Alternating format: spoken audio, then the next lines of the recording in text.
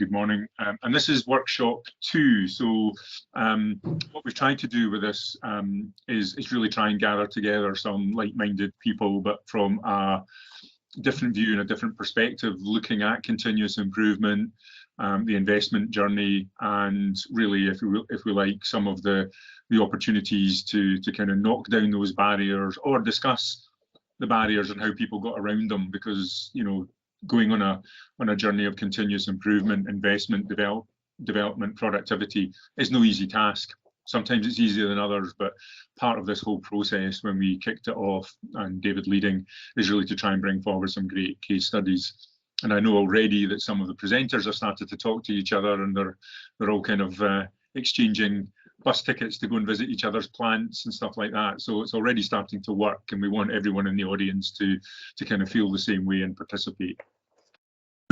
So the agenda really is me just setting the scene a little bit, and then we're going to hand over to Ken, who I said, who's going to take us through some of the journey that he's been on. And I think it's always a journey, Ken. You'll probably nod.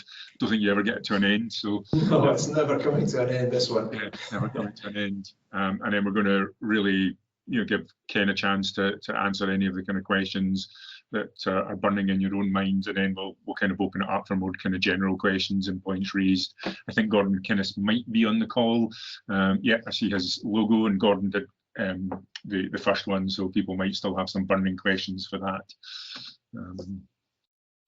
So really just a quick plug. CeeD is, as you know, a member peer-to-peer organisation, and one of the things that we have been doing recently since 2020, right at the beginning of the lockdown, is running something called the Cluster Builder, the Advancing Manufacturing Cluster Builder, which essentially brings together a number of projects which were funded at that time, looking at additive manufacture, medical devices, energy, general manufacture for the north of Scotland, the south of Scotland, a range of projects, but including the National Manufacturing Institute of Scotland.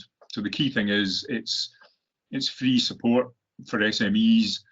We don't turn away large companies. So Ken, you can use it. You're not supposed to get too much of the money if you're a large company, but we do know that some of the challenges in the supply chain right across the manufacturing and engineering community mean that people do need to come together. But I do urge you to go and look at the website, and it's the Advancing Manufacturing website.co.uk, and you can get a lot of detail on the case studies and all the partners that are in there. One of the other things that you might recognise, and I think this is relevant because it's close to the subject, is all about the development of people, and continuous improvement needs people who are developing. And CeeD run a Growth 500, our mini MBA programme, but we've also been doing leadership, helping the more senior people in the organisation think about subjects and debating amongst themselves. And very recently, we've just run our first cohort of the mentoring mix-up, which I know, Ken, again, you're getting a lot of mentions, Ken. You're not you're the main subject in many things, was one of the mentors in that programme, and a couple of his guys were mentees. And that's been a phenomenally interesting programme. And again, I think helps because it brings in some of that knowledge from outside and gives people a chance to talk to people in an impartial way through the mentoring. But I think if you're going to do stuff like continuous improvement, mentoring and people development are critical elements to add to that mix. So if you want to know more, again, please talk to anybody within the CeeD team. A number of my BDMs are on the call, but we're only one click away on the mouse or a phone call. So, importance of ideas, it's one of David's slides that, and he loves a quote, but I think this is important, that it really is all about generating ideas and getting people to think innovatively and cleverly, and really how you encourage that. Nothing worse than bringing forward ideas and just finding that they kind of go into the sand and no one's really that interested. So I think that's David really just trying to encourage people to kind of think creatively, really come forward with ideas. And you're going to find some small wins. You're not going to be able to boil the ocean every single day. So sometimes it's about just making those small steps and those small changes.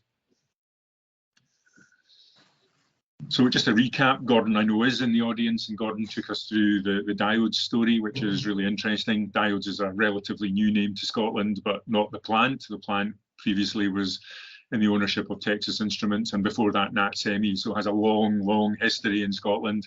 And I think Gordon, the one thing that I think stuck with me was that they're doing more with less people on that site, you know, from a couple of thousand down to hundreds. And the fact now that they're investing in people and kit, having gone through that period of being under the cosh of being sold, I think has shown a real great success in the tenacity of the workforce, but also how they've approached the whole process of continuous improvement, investment, and really trying to kind of make a difference. So again, you know, I urge you, if you've not seen it, go back and look at that video. And this one is being recorded too, so they'll all be available. And I know that Gordon has also starred in a video. The rushes are being put together. We're part of this series producing some video case studies and some written case studies to talk about the success, and probably, as I've highlighted, some of the obstacles that had to be overcome. There's a lot of learning in going down the rabbit hole stories about what you shouldn't do again, which we always are very pleased that people in CeeD are willing to share with each other. So again, thanks to Gordon, and very shortly I am going to hand over to Ken. So Ken, this is really just the slide to introduce you. You probably can do a much better job of introducing yourself than I can, but Dover are a great member for us in CeeD. Dave Nicholson in our Dundee area looks after them, and I say they've participated in a number of things that we're doing. So we're really pleased, Ken, that you're been happy to kind of come along and join this series. So I'm going to unshare, hand over to you, and I'll start watching some of the chat room to see if we can flummox you, but I'm sure you won't be flummoxed. No, that's highly likely. Thank you very much, Joe, and I'll now try and share my screen. And okay, good. Okay, so I'm going to start with a bit of an introduction to the company and what we do in Dover and Dover Fueling Solutions, and then start walking through our interesting CI journey that we've been on since 2003. So just starting with a couple of symbols here before we get into the rest of the slides. So we are, for Dover Fueling Solutions, manufacturers of fuel dispensers and payment systems. You'll see that at the top, but the operating company actually does quite a lot more than that. We do a lot of products and solutions to help our customers with their efficiencies on their sites. It's not just retail, so we also do solutions for fleet operators regarding fueling. Also the management of retail systems, so point of sale systems inside the shop, and pricing of fuels. We connect products that are on our customers' forecourts. We've got a big focus on enhancing the customer experience, the consumer experience on the site. If you look on the right-hand side, this is just a symbol we use inside our CI training. It's something which Dover introduced us to in 2016. So right at the center, when we talk about CI, we talk about seeing issues and opportunities and coming up with solutions to solve those issues or grab those opportunities. We work hard on trying to identify what is really value for the customer inside our products and our services. We focus on how we can flow or achieve flow in all of the processes we have in the business, not just the shop floor, but that includes the support departments as well. And underpinning the environment we work in is respect for every individual. And around all of that, we have our culture. I'll talk quite a bit about culture inside this because it's been quite a journey for us. The real clarification of strategy to allow us to empower our people and provide autonomy, and then the leadership that's needed in terms of development for that kind of situation to exist and succeed. So that's a bit of an intro. So we take Dover. So Dover Corporation actually dates back to 1955. It's got an annual turnover of $8 billion. And around 25,000 employees, so it's a fair-sized company. It's quoted on the Fortune 500 in New York. And it's made up of quite a number of different companies in different industries. You'll see Dover Fueling Solutions there. We are part of the recently renamed Clean Energy and Fueling organization inside Dover. but we also have engineered products, which includes a lot of vehicle service equipment. There's digital printing, so there's a large company called Markham and Madge that does the printing equipment that will put the best before dates on food packaging, for example. A lot of chemical pumping processes and plastic processes, and also food retail, where we do a lot of refrigeration equipment. So it's quite a diverse organisation inside Dover, and we sit inside clean energy and fueling. This is the mission for Dover Fueling Solutions. I won't go through all of this, but I do want to pick out a couple of key items on this, because this is really what sets the culture for the operating company. So we're going to talk about respecting and valuing people, which has been a big recognition in our CI journey. But you can also see inside our culture, our executive leadership team actually calls out continuous improvement as a key part of our culture. And that helps us deliver that message through the workforce. And if we come down another level to the site in Dundee, we have this, and this is what we call our strategy tree. And it allows us to align our culture on the site inside Dundee. This was actually created by all of the employees, so this was not a top-down thing. This came from a series of surveys with all of our employees, and they talked about what they thought the vision should be for this site, what we should be in terms of our business perspective. We surveyed our customers, our employees, and our senior leadership to identify the true values. And at the bottom, there's really is the roots of this tree and what supports it all, which is the site values and behaviours. So we call it CREST, and our values are commitment, respect, empathy, stretch, and trust. But what's interesting at the very top, the vision, which is really our purpose here, is not about building petrol pumps or fuel equipment. Our people told us it's about enriching lives. And that's for themselves, for the people that we have, our employees, is a great place to work. They want to see us helping to develop inside the community that we are in Dundee, but also look after our customers and our shareholders, because without them, we don't have a business. And also what's very interesting is they called out this. They want Dundee to be recognised as a centre of excellence and something to be proud of. So this, as I say, helps us align us on our mission for continuous improvement for the site. Okay, so what do we do on the site? Well, we design and manufacture these two fuel dispenser brands, Tokheim and Wayne. We sell principally into Europe, Middle East and Africa region, but in actual fact, more and more we're going beyond that, and especially into the Asia Pacific market. We have annual output on the site of 25,000 petrol pumps, which equates to 100,000 nozzles, and that comes to around about $175 million per year. And yeah, we've been around for quite a long time. Honestly, that's not me inside any of these photographs. I'm not quite that old. The two brands, you can see around 130 years old. So Tokheim started in Cedar Rapids, Iowa in 1898, and Wayne Fueling Systems began in Fort Wayne, Indiana in 1891, and actually predates petrol pumps. This was started off with kerosene for lighting in houses and businesses. So been around for quite some time. And even in Dundee, the industry, and in fact our roots, if you pardon the pun, can date back to 1948 with a company called Veeder-Root, which opened up in Dundee. And Veeder-Root actually is now one of our competitors, but they were probably most known for creating counting machines, and they made tachographs for trucks in Dundee, but they also started to make mechanical petrol pump registers, and that really is when the petrol pump business began in Dundee. In 1983, a company grew out of that from Veeder-Root called Dunclair Dispensers, and in 1990, the oil field giant Schlumberger, they were basically buying up a lot of petrol pump manufacturers in Europe to create a business called Retail Petroleum Systems. And they decided in 1995 they wanted to consolidate their European manufacturing.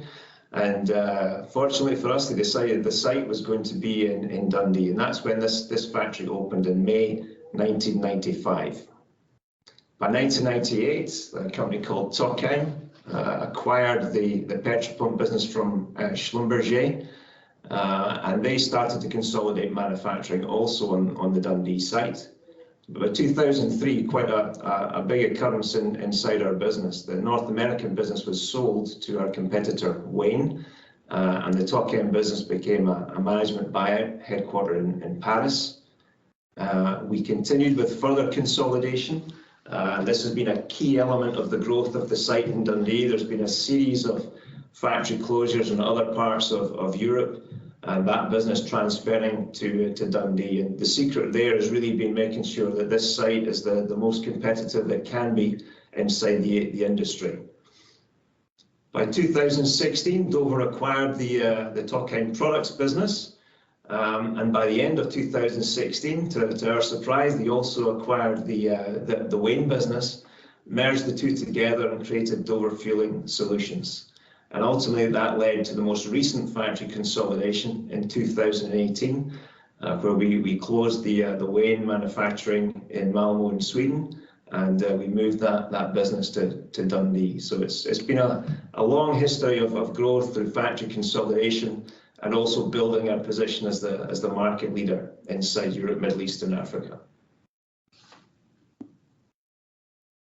What that's meant in terms of growth, if we look at the volume we produce, it took us about 15 years to double our initial output from 1995 to 2010.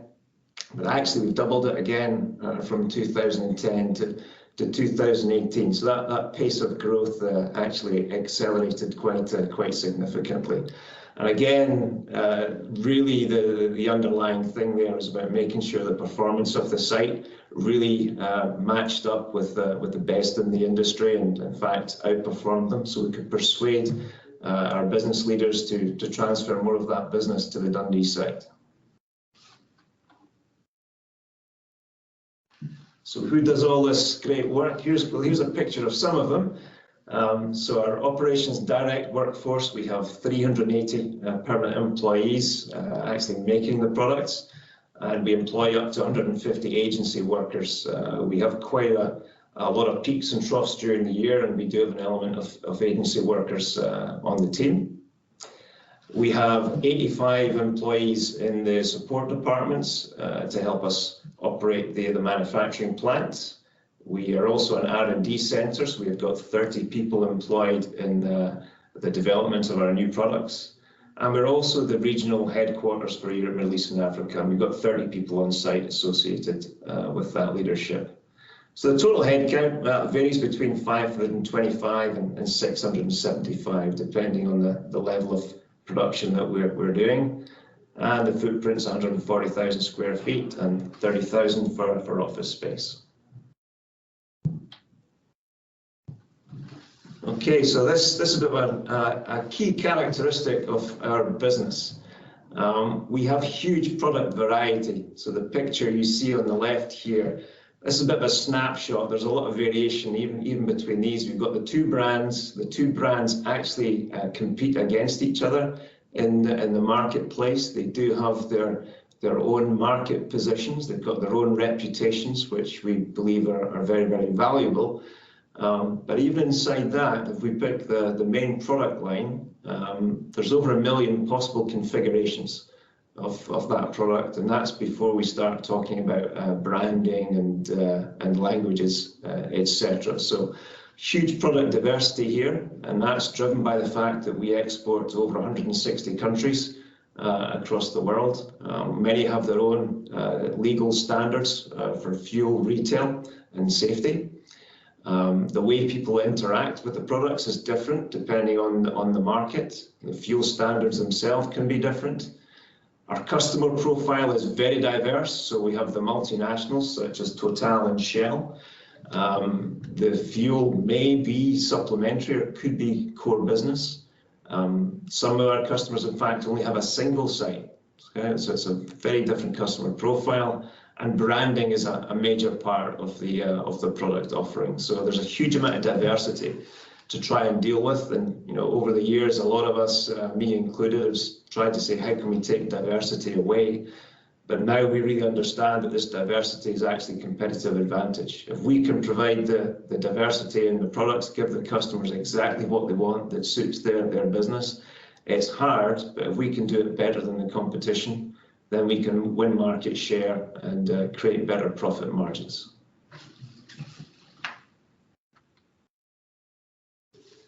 So the future, many of us in this business, I'm sure you do too, will be thinking about what's the future of a petrol pump manufacturer. So we look at this in a couple of ways. If we focus on our core business right now, which is manufacturing fuel dispensers or petrol pumps, we look at the use of ICE vehicles.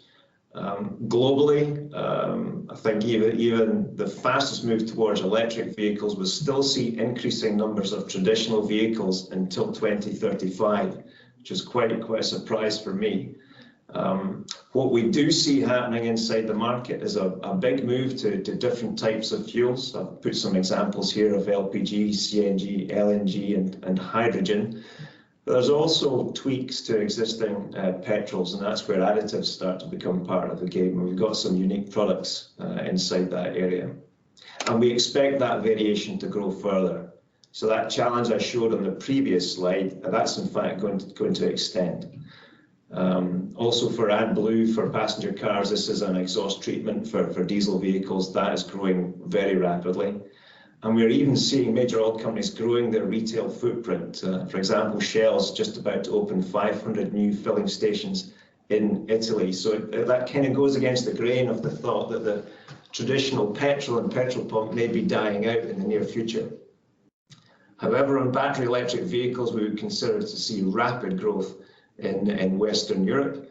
And I think in particular, the UK will be one of the fastest movers. And we are in partnership with an EV charger manufacturer. At some point, we may be doing our own EV chargers, but at the current point in time, it's not really a viable business for us. So another side supporting this is Dover Operational Excellence.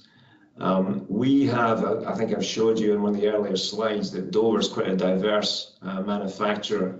And we have the potential to diversify on this site. We could attract other operating businesses onto the site in Dundee, but we're only going to do that if we can demonstrate a high level of operational excellence.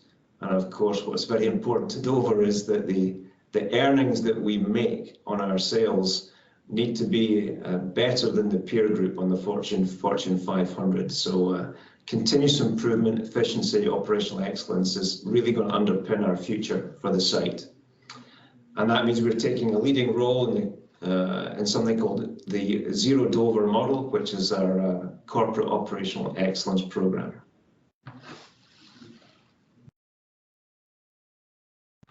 If we now move on to our CI journey for Dundee, this is where it all started. It goes back to 2003. And I guess we started the way a lot of companies start, with some lean tools on the shop floor. So 5S was probably the first thing that we really did. We got into problem solving, the visual management tools, identification of wastes and Kaizen events. But I have to say, if we put our hand on our heart, it was a top-down approach. A lot of powerful managers driving improvement inside the business. We kind of started moving in a different direction by 2015. This is when we picked up on the Shingo model. I'll talk a little bit more about that.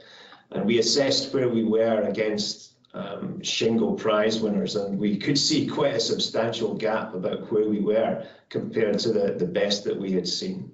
And a real focus had to come on leadership and creating empowerment inside the workforce. And since 2018, we've been trying to really address that gap. A lot of development on leadership, really being very clear about our strategic direction, getting involved in operational excellence and creating a roadmap to improve, and something called tier accountability, which has been probably the biggest advancement over the last year. So a little bit more on that initial part of the journey. The 5S, well, why did we go down that route to begin with? And really it was to have very obvious improvements. It can be seen very quickly. In fact, even 1S of sort, where you start to remove things that are not needed in the day-to-day business and remove clutter, that in itself is significant improvement. And it helped us to teach that idea of continuous improvement to the workforce. We moved into visual management as well. So instead of hiding things away and hiding our performance away, this was really about getting that out onto the shop floor, engaging the workforce with how the business was doing and how their own work could contribute to the performance of the business. And it was really focused around a bit of efficiency, so output metrics versus input metrics. And we started something we were not very good at, which was celebration of success, and starting to tell the stories. A lot of training on what we call the 7 wastes, and we use something called worm pick to describe what those 7 wastes are, and train out the ability to see those wastes inside our processes. And that led to a series of Kaizen events. And typically we held at least one event per week, with a standard way of taking a problem or opportunity and working it through to provide an improvement, check that improvement worked, and respond to any gaps that we have. So that was the plan, do, check, and act cycle starting to come through our Kaizen events.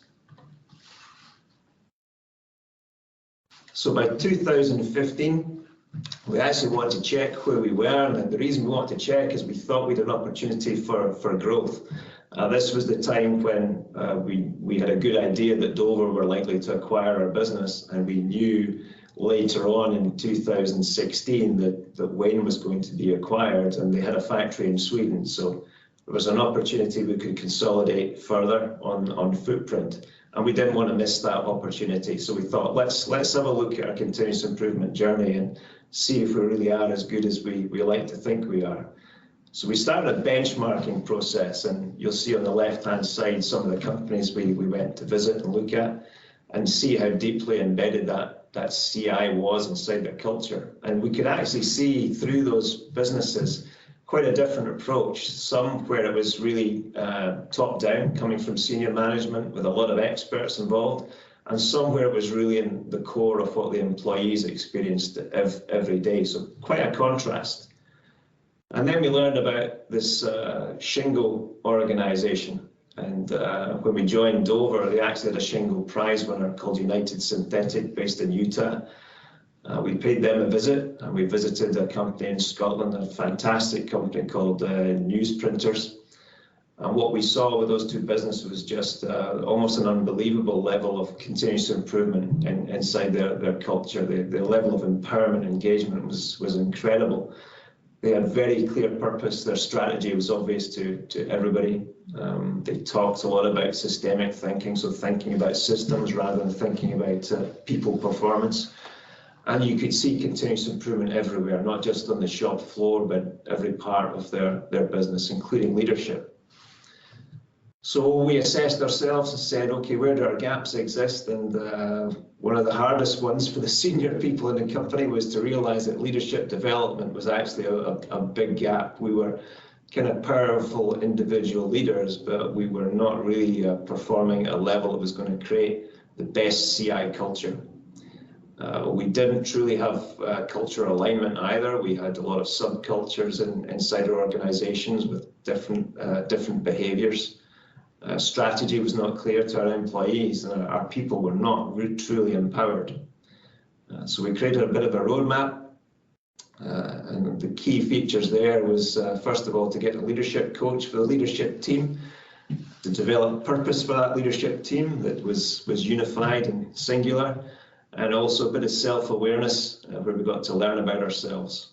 We created that strategy tree that I showed earlier with the employees determining what the business should really be.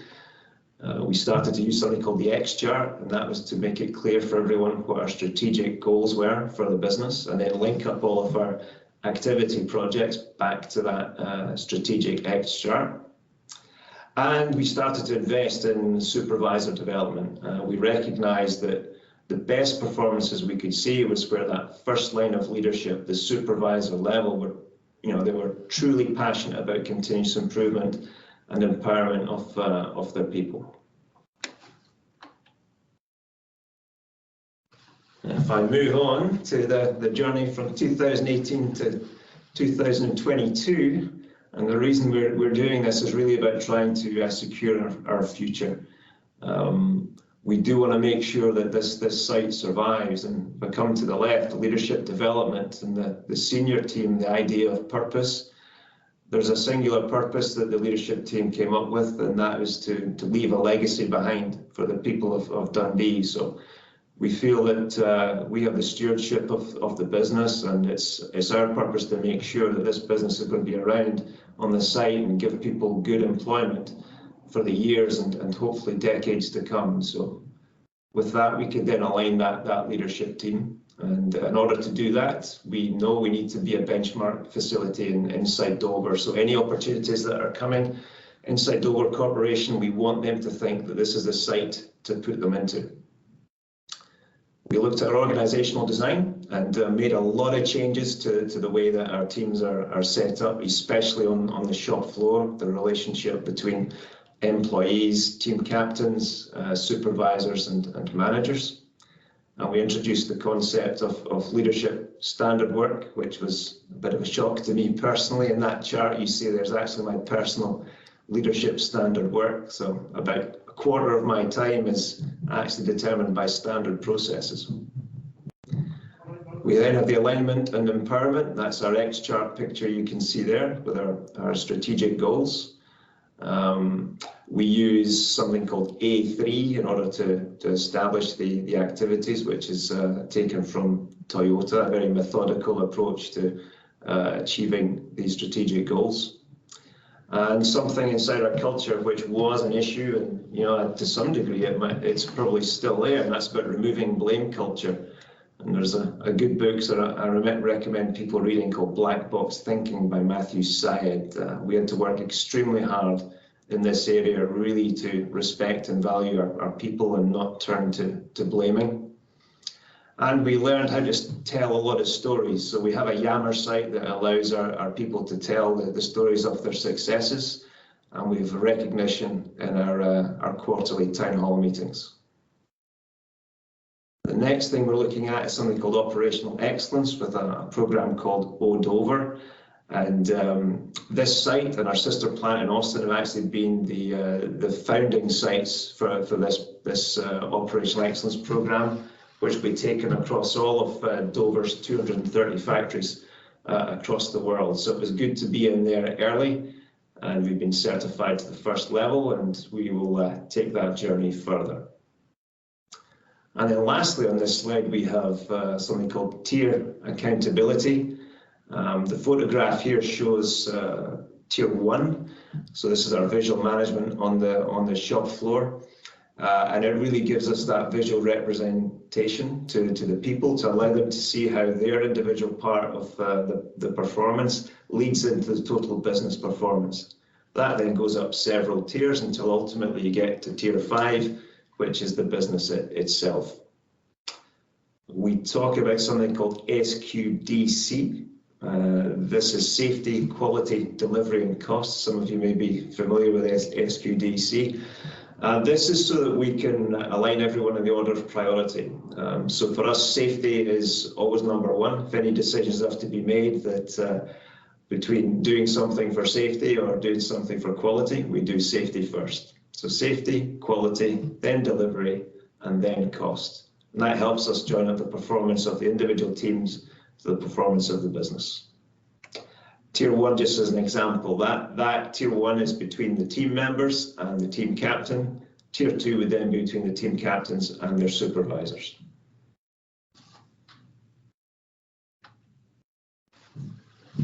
A bit more about that tier accountability. So Tier 1, as I said, team members and team captains, these boards, they're four-sided. They help us confirm the current condition inside the team and drive current actions.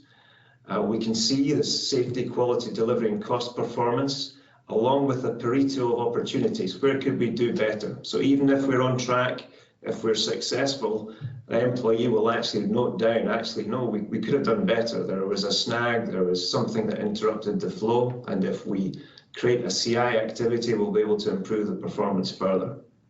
And that helps us gather continuous improvement ideas and initiate Kaizen improvements. 5S audit and actions is also a big feature that we see at Tier 1. At Tier 2, this is where the team captains then report on their performance to their supervisors. So we effectively consolidate that Tier 1 performance, and we'll look at it in two ways at Tier 2. So we do cover the current week. So whereas Tier 1 is the current day, we see the current week at Tier 2, but we also see probably the most important thing for continuous improvement management, and that's the 52-week trend. So are we getting better or are we getting worse? We stole an idea from the newsprinters company called the Big Three concept, and that was because we were actually struggling with a lot of quality issues internally, and we probably had about 250 problems, and discussing it with the people at newsprinters and said, well, really, you should really just work on the Big Three and make sure you get them done. And we played around with that, started using it, and the performance took a sudden jump in that area. So we're big fans of the idea of Big Three focus. And for every Big Three opportunity we have, that's where we apply this thing called A3 problem solving, which is a Toyota process. And really, it's a very organized, formal way of doing plan, do, check, and act. And it allows us to mentor and coach people on problem solving. Tier 3 to 5 is actually not visual on the shop floor, it's digital dashboards. And we also have digital dashboards with our support departments, incidentally. So many of those people work from home today, so we use digital scoreboards for that. And we're able to drill down from the top level performance of the company right down to the team level and see where the opportunity exists in the business. And the benefits that we've seen from this is, well, the performance of the business is stronger. It's most important that the people basically behave as a single, not as a single team, but the overall team for the business. In the past, we had what was really silo behavior. So individual teams or individuals themselves putting their own performance ahead of the overall business. By linking all of this together, people understand where they sit inside the business and can see that sometimes they may need to sacrifice their own personal performance for the good of the overall team. And that's allowed us to give us extra empowerment on that shop floor and build trust between the teams. But I would say this is quite early. I think we were addressing a very significant gap here with our top-down behaviour and very strong managers driving improvements and trying to turn this around so it becomes a much more bottom-up and very effective continuous improvement culture where we can take advantage of the skills and the capability of everyone inside the organisation. So I think there's a lot more to come from this. I'll talk a little bit about this operational excellence model now and why we're doing this. Okay, so this is about real clarity of our customer value and linking our strategy and communicating this to all of the employees. We do our measurements, SQ dip here, so we talk about SQDC inside the plant, SQ dip, the cost is split out into inventory and productivity. But we find that quite a complex thing for some of our training. So we tend to stick to SQDC. We have identified a number of pillars inside our business. These pillars are underlying those. We have our people, our processes, and our technology, and we address all of this through a set of standards. And we essentially measure where we are currently against each of these standards versus where we would like to be, and then we rate ourselves. And that's owned by the operating company. We've got a number of experts inside Dover that help us do this. Now this is how complex it is. I think there's 52 different standards in here that we need to measure against. This is where the site currently is. Yellow means we're at something called the driving change level. We want to get up to overcoming adversity this year, and to do that we need to change the colours that are on this chart. And the way we change them is this. So for every standard, we can rate ourselves. This example here is for customer value. We actually did start firefighting at this in 2018, and we're moving away across the board, hopefully to victorious by next year. But it's just an example, and it shows that we've set out for every level what we would expect to see, and this is a consistent approach across the whole of Dover Corporation. And of course, all that improvement has got to bring an improvement in our performance metrics, and that's what we have here. This is a standard set of metrics that is used to establish the level of operational excellence for a Dover site. And that's the end of the slides. So I went through that pretty quickly, but hopefully that's given people a bit of food for thought. Thank you, Ken. Okay, Joe, it's back to you. Hope the pace was okay. Perfect. I had some internet difficulties, so I'm on my Wi-Fi rather than my connection. We've had some questions, so I thought probably useful we did encourage the chat room. So Paul McDonough, who was one of the co-presenters last time, was asking whether or not you're using Team Guru. Yes, we are. That's quite an interesting one, Team Guru. That was brought to us by Dover, I think, in 2018. I think everyone initially was very reluctant to use it because it's a lot of formality, requires quite a lot of input. But we kind of forced ourselves into using it, and as we got familiar with it, it's become probably a critical tool inside our business. It's a good thing when we look at. There are other competitors as well who do similar things, but it's been a very significant tool for us. Yeah, I was going to say, I don't know the product, and it's a pity David's not here. He's our continuous improvement expert, but is it something that SMEs, I mean, that's one of the issues, of course, small companies always fear more bureaucracy, yeah. But is it something you would advocate for every size of company, that type of product? Or? Absolutely. I think for me personally, Joe, if I was to go anywhere else in the near future, I would want to take that with me. It is completely scalable. You pay basically per user fee each month, and it's not too much. So the smaller you are, the smaller the bill. Right. Okay. Well, that's good. Brilliant. And John McLaren was just saying that he seconded the Black Book thinking reference. He said it made a difference to them. I think John's over at Paxson, so that's another Bonnie Dundee or that-based community. Must be the water. That was a great one. That was a game changer for our mindset. Black Book thinking. I think we realised, well, hang on a minute.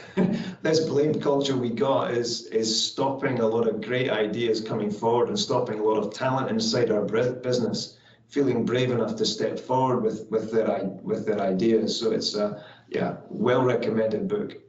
Yeah, Douglas has raised a question, is Digital Scorecard. Douglas, if anybody wants to come on and ask the question themselves, just raise your hand. I'm happy to kind of go through the chat room a little bit to get you going and over your fear. But Douglas, do you want to ask the question about the Digital Scorecard specifically? Not so much the Digital Scorecard. I think we've answered that one. I was really asking whether it was Team Guru. I think I did have a second question that I've asked further down the chat. So it's regarding your tier meetings. So how well were they maintained during social distancing? That's a great question, Douglas. That was really difficult, and I think that's what's held us back most during the last 2 years is the social distancing requirement, especially around about that tier 2. Tier 1's not so much of a problem. That's the team captain with typically 5 to 10 team members. So that's kind of manageable around those boards. But once you get to tier 2, which is for all the employees be 30 people typically in a team at tier 2, it's just not been possible to get them around that board. So that's been would have been 3-4 team captains reporting into a supervisor, and that's been a big challenge. So once social distancing goes away, we're going 100% to re-establish that. But that's been a big issue and actually pushed us towards the digital solution. So at least we're a way of sharing that. And also many of the people we have working from home, so they're supporting the factory floor and working from home, they can't see the physical boards inside the plant. So we have Tier 2 actually represented not just on physical boards, but also on Team Guru. I'm wondering, is there a solution out there for some enterprising digital company that can help you guys get that visualization onto a digital platform? Maybe some of those tech businesses that we occasionally talk to. So yeah, for sure. There's duplication there today, Joe. Today you're doing kind of visual management on the floor and then duplicating it in the digital side to some extent. So yeah, from an efficiency point of view, if someone's got a smart idea, there's an opportunity. Okay, yeah. We will note that when we're. I think I would be against that, because I think we need to get more people on the shop floor and seeing the process in the Gemba rather than being remote. I'd go with that, Douglas. Yeah, absolutely. You're bang on right. We need more people in. And that's, I think, one of the challenges we all face now. People have got very used to working remotely for the last 2 years, and as restrictions lift, we really got to encourage them to get in, get them onto site, and start mixing with the teams physically. I liked your comment about stealing the idea from newsprinters. My response back, of course, in CeeD, there's no such thing as stealing. It's willingly given to other partners. And Gordon's called it the golden nugget that he finds. So we're clearly doing that just now. You're sharing and giving people a chance to follow up with you to get those other great ideas and vice versa. So. To be honest with you, one of the great things we learned through that CI journey is to share as much as possible. So you can be really busy and you think, well, can I really host a site visit? But what we tend to find is when people come to the site to visit and they're coming to maybe see some of our best practices, they always give us a ton of ideas about how we can improve them when they come. So I think one of the behaviours in CI is to be very open and share, because you never ever stop the journey. And however good or advanced you think you are, I don't think that ever ends. And even going to a Shingo Prizewinner, you see that's their behaviour. They're very humble. They just want to learn. They want to improve, and the more they engage, the more they have an opportunity to do it. Yeah, there's a question from Mark Cowan. Mark, do you want to ask the question? Pop on camera, whatever you want. But and then I see Gordon's got his hand up as well. Sorry, Gordon, I didn't see that. So. Okay, thanks, Joe. I'll stick my camera on. Hi, Ken. Thanks a lot, first of all, for the presentation. Really informative. So, thanks for that. So, HRD at Scottish Leather Group. So we've got a big, we've got over 500 operations within our manufacturing environment. So I liked your comment about empowerment and giving guys in the shop floor a bit more insight into what's going on. I think we've dabbled. I've been here a couple of years, and we've dabbled in CI over a few iterations of that over the last few years. I think we need to go back around that again and kind of refocused how we kind of address that. But I know that one of the things that stopped us is that sustained piece, keeping it up and embedding that within the culture for the business. So I guess I'm just trying to understand, how did you manage that? Just a bit more detail on that, particularly in comms.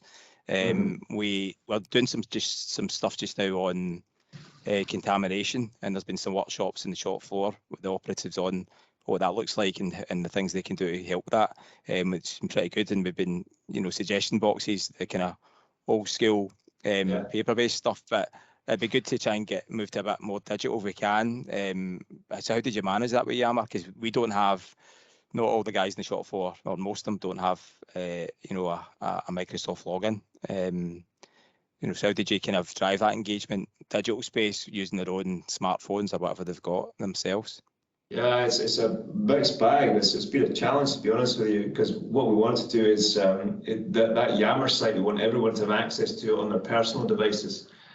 So in order to do that safely and securely, we have to issue every employee with a Dover email address.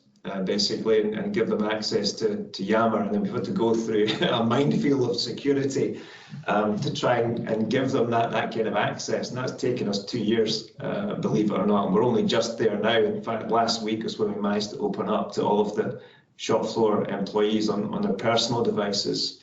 But what we also do, we try and think about where are the areas in the plant where people can see things and have a big digital screen, basically, so a huge big TV screen. and just put messages on there on a loop. So every day the message changed. So if there's been a big success, if one of the teams in the shop floor, for example, the stores have improved something inside the yard area, they'll actually put a visual up, and typically it's before and after. If you can make it really visual, this is what we had before, this is what we had after, this was the benefit that we got. It's kind of that story, trying to keep it simple so someone can pick up the idea in maybe 5 to 10 seconds and get it displayed where it's obvious to everyone. And we still do the old suggestion boxes, by the way. It's very, very effective. Don't turn away from that. The Yammer bit that's really helped us because of the work from home situation. So we have around about 100 people working from home, who are maybe only occasionally coming to site in the support departments. And it's been really good to see them engaging with Yammer, because what's typically a shop, or for us has been typically a shop floor environment doing CI, we now actually see the support departments doing CI. So this week, I think we've had one from our customer service teams solving a problem on a kind of a customer design that goes on the product. And we had one from our finance team about how they saved 4 hours per month by automating some dashboard data gathering. So really interesting, because every time you do that, someone will then comment in. We're also fortunate in Dover, this Yammer site is global, so all of the other Dover factories can look at what you're doing, and you get little messages coming in where they'll steal your idea, but sometimes they'll give you like an enhancement to the idea as well. So Yammer can be very useful, I think, in the right environment where you can't get people physically together. And would you say it's kind of driven more the kind of back office functions, those typically folk behind a desk at times, or spend a bit more time at a desk that would engage in that? Yeah, I think we really struggled to get those support departments to really think about CI. And in fact, even some of the Shingo Prize winners that we went to see, they had a similar issue, where you could see this great CI culture on the shop floor. As you stepped into some of those support departments, like purchasing, for example, you didn't see the same behavior regarding CI, and the companies which did do this were able to create that engagement. They were starting to see improvements, and typically that was from storytelling. So somebody's talking about their success and going, okay, I want a bit of that, we'll try it too. One of the points raised, Mark and Ken, by one of our members in kind of IT and support was that technology is changing a little bit too quick for some of the IT support guys within manufacturing, and that wasn't a criticism, it was just that they're doing it every day. So I don't know if that means we should get some of these guys on to maybe talk about some of the new tools, techniques and things that are happening, so that at least your guys are aware of it. It may be, we were finding out stuff on Teams this morning that we were trying that we didn't even know was there. I mean, it happens so much. So that might be a truism, but of course Ken answered it, didn't he? Even if you do find out those kind of magic nuggets, you've still got to implement it over hundreds of people, which is not a simple job. It's not just a flick of a switch.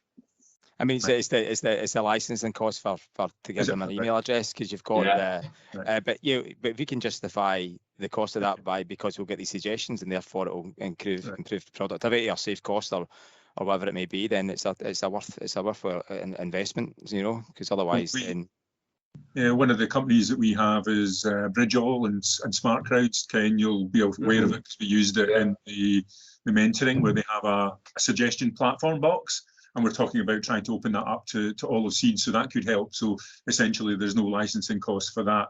At this point, we're trying to kind of encourage the crowd to share ideas. So that might be something that we could come knocking on your door on, and some of Ken's team have already used it, and we might be able to kind of try that as a little bit of a. It won't get everybody on, but it might help a little bit. Good. Okay. Gordon, I see your hand up, so feel free to. Yeah, it's quite funny. There was other things coming to the front of the brain here in the conversation. So I first wanted to kind of back up what Ken was saying about the big three focus. We used to have a mantra here of fix something. If you're trying to fix 10 things and don't fix any of them, then what have you really achieved? So fix something. So that really fits into the big three, and we have discussions in our organisation, and it's not always the easiest, but actually focus quite often means doing less.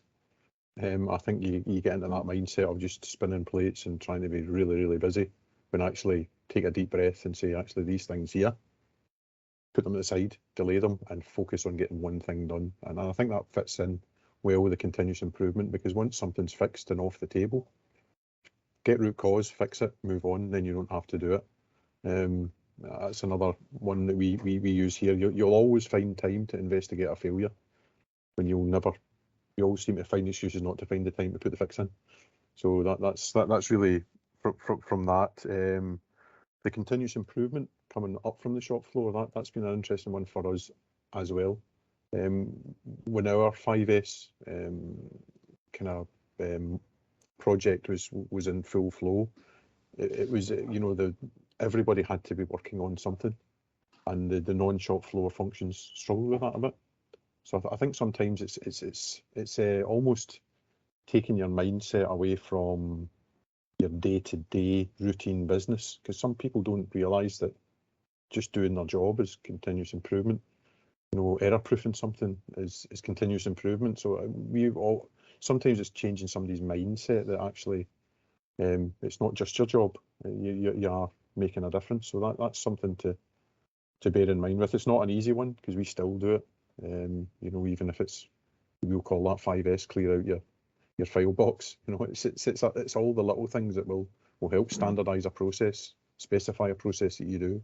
So all of these little things help when you're the shop floor seems, because you get the visual controls and the cleanup and the necessary lifts, all that stuff. It fits really nicely.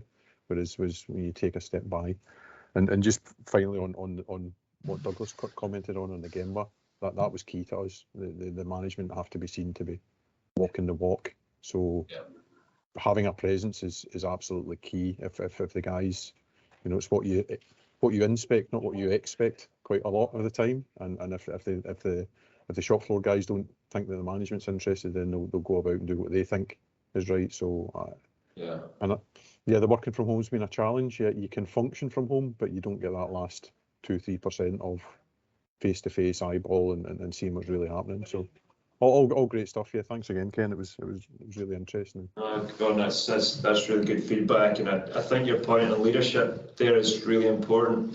You know, if the leaders just sit inside their offices and direct how they would like things to be, it's just is never successful. You're not going to have it. So one of the things we learned was we had to become a lot more humble as leaders and change the way we were. And you know, most of us, I think, have developed as leaders in very strong, maybe top-down environments. It's difficult for us to change that behaviour overnight. So we had to focus on little habits. Now, just for example, I've got my 5S and Safe to Start checklist is on my desk, and it's an expectation. I actually started with the leadership team.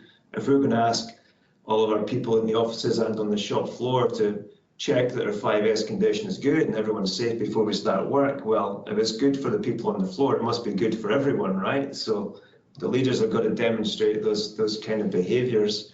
The same thing came to the idea of standard work. You know, we expect our employees, once a process is developed, you follow the process, and you can innovate in a safe way around Kaizen, but you have the discipline to process. Well, the question comes back, well, do leaders have processes then, and do they stick to them?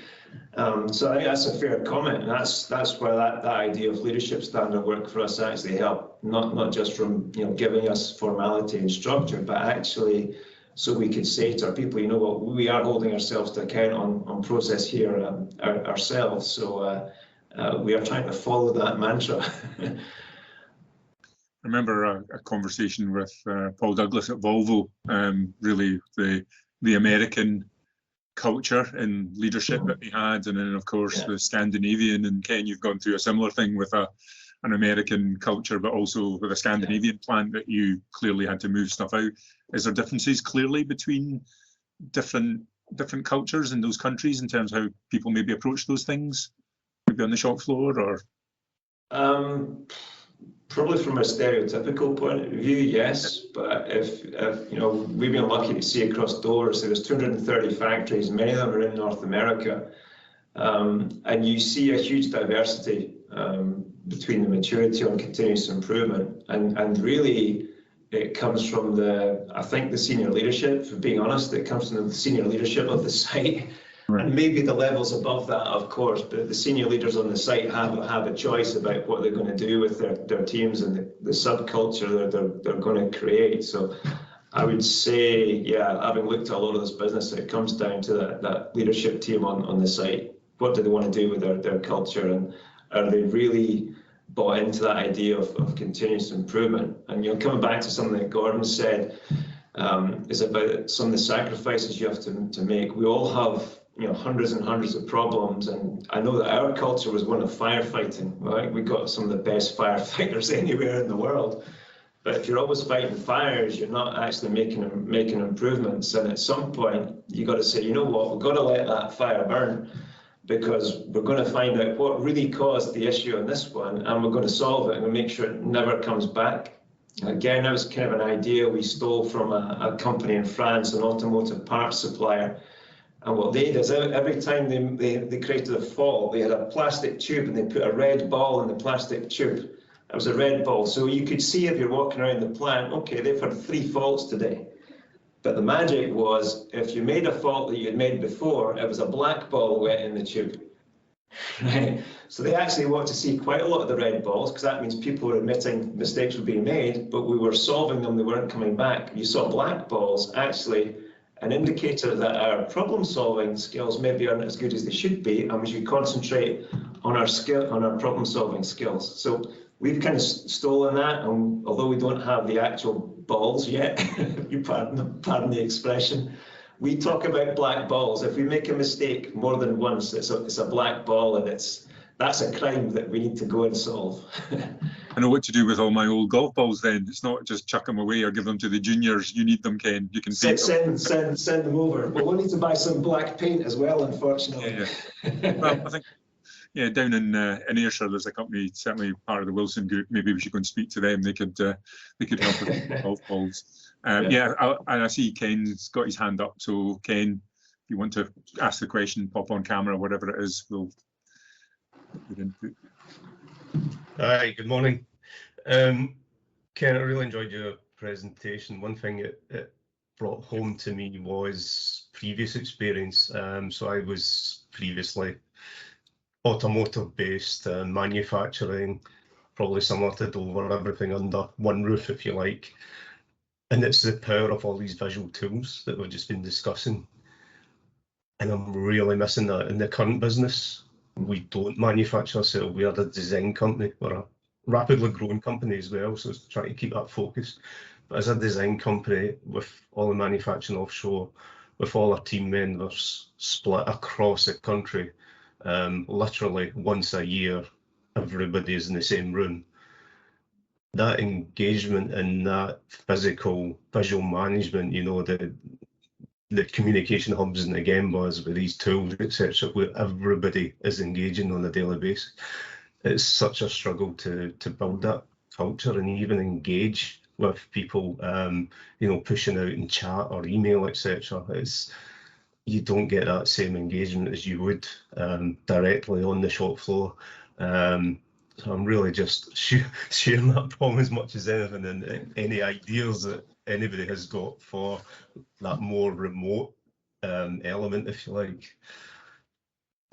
Kevin, I think that's tricky. And what I didn't explain is that the R&D setup that we have, although we've got 30 people on site for R&D, most of our R&D is done elsewhere. So still in Sweden, for example, in one range of our products, that entire R&D team is there, and our electronics and software is based in the Benelux.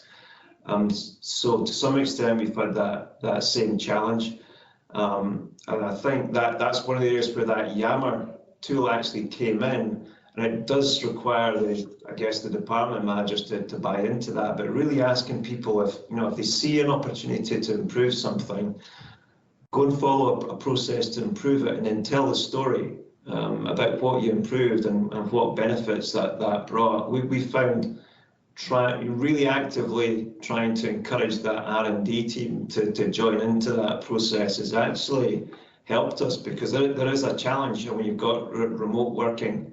How do you get people to collaborate and behave as a single team? So we had to focus a lot, I think, on communication. It's absolutely not perfect, but we are making some headway really by getting people to tell their stories and creating some interest and excitement about continuous improvement, whether it's on the shop floor or whether it's in some remote process. But yeah, I feel your pain, especially when you've been on the automotive side and you go into that environment. You think there's something missing here. How can we close that gap? It's not an easy one. Yeah, it's like twin evils, because I say that the top priorities, objectives are all about growth, because it's a rapidly growing company. So you've got the evil of the situation we've just described, but also the secondary evil, if you like, where CI is almost like a secondary focus, because people are always so busy just fulfilling their job. You know, resources so tight, and trying to get people to take on what is almost optional activities at the moment rather than core job. It is so difficult to get that traction and try and chip away and get the culture established. So yeah, I appreciate your input. I think Yammer is something I'll look at, to be honest with you. I've got a project at the moment of consolidating systems and looking towards an ERP, so tools and systems is on the radar at the moment, so that's something I will look at. One thing I had to make a point of, Kevin, just on that subject, is I had to add to my leadership standard work daily Yammer feedback. So there's a slot in my day that I've got to go into Yammer, I've got to look at what the teams have been posting, and I've got to put some feedback and comments on there, some encouragement. And you know, it's taken a bit of personal commitment from myself to try and do that, and that was very difficult initially. I found myself missing that one day after day, and someone actually said to me, "Ken, you need to sort this out, because you're supposed to be the role model here, so commit to your leadership standard work and do it." So yeah, after telling off, I'm quite religious about it now. Yeah, I think also valid, same thing as trying to protect some time in your diary to do, you know, simple Kaizen projects, etc. You know, and just trying to jump back in there and admin it and nudge it along. It's you can slap yourself as a leader for sure. Yeah. I'm sure trust and integrity are big points there. Ken, you just described an internal within the company supply chain, and I suppose Kevin's got an external supply chain. So building that trust, Kevin, that might be a bit tougher, is it, with when you've got people supplying you and customers to share and be trusting? Ironically, one of our key suppliers is also one of Ken's suppliers. But of course, us as an 8 million business versus Dover, I'm sure Ken gets a better service from them than we currently do. I wouldn't bet on it. That's maybe an offline conversation that you guys can exchange emails and without giving away the secret sauce or commerciality, but maybe. But that's an interesting one, because we find ourselves more and more working with our suppliers on CI as well, especially those probably the ones that are more strategic for us, the ones that can hurt us the most if things go wrong. So actually trying to work with them and spending time on their own CI. That kind of partnership is definitely proving to add a lot of value. But again, it takes that investment. You have to say, I'm going to take the time away and I'm going to do this. I'm going to let some fires burn locally while I go and help the supplier, you know, develop their own CI culture and reap the benefits maybe only a year or 2 years ahead, but kind of got to force yourself into it. I was going to say, interesting, a plan might have a time scale, but trust doesn't work to a time scale that you can write down on a bit of paper. So I wonder if that's one of the tensions that you might meet in any of these things, is that to build trust takes longer than you probably ever think it could. But we're all human beings and tribal, I guess. So that's maybe something we need to bear in mind.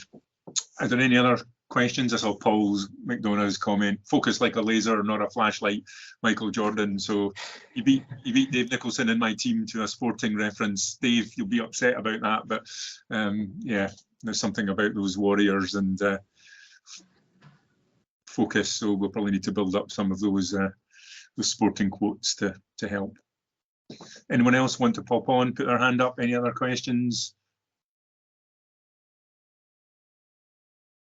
I know David was going to do a little bit, but we're going to save that for later, because I would make a fool of myself trying to go through David's slides where he's lived and breathed this. So it may be that we've won some time back for people's diary, which is no bad thing. Let me just see whether it's worth me just sharing the last few slides. Let's see if this works. Okay, and then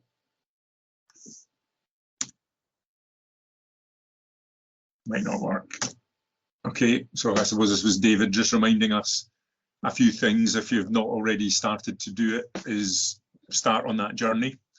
You know, pull a team together. It might be something quite small, as Ken suggested. 5S is maybe not a bad place to start. You can kind of get some wins. And I suppose this is quite important as well. You know, anybody that's looking at the war on talent, if you can get any graduates or apprenticeships into the business at the moment, it's a struggle for everyone. But when we get them, perhaps nurturing that support early is definitely a good point. David and I have spoken a little bit about that. I'm sure other people in the audience would agree. And we have talked a lot about leadership. So if you've not been on any of the CeeD leadership events, please come along. There's some great opportunities. And I said the ultimate one is the mentoring program, where we're bringing leaders from for the future forward with some existing mentors. I think even the mentors learned some things, Ken. There was some nods around the table from really. In closing, Ken, thank you very much. That was very informative. Every day is a school day. I learned things, I wrote things down, so that's great. I'll be talking to David when he's less crook, as they say, and able to come out of his duvet or whatever. He might be on the call listening in, but I'm sure he's not really able to do it. But thanks very much. We'll see you in the next one. And you know, if anybody has any other questions or whatever, then please do get in touch with anyone in the CeeD team. And if you want us to connect you to anyone, you've not got their contact details, just ask us. So Ken, thank you very much.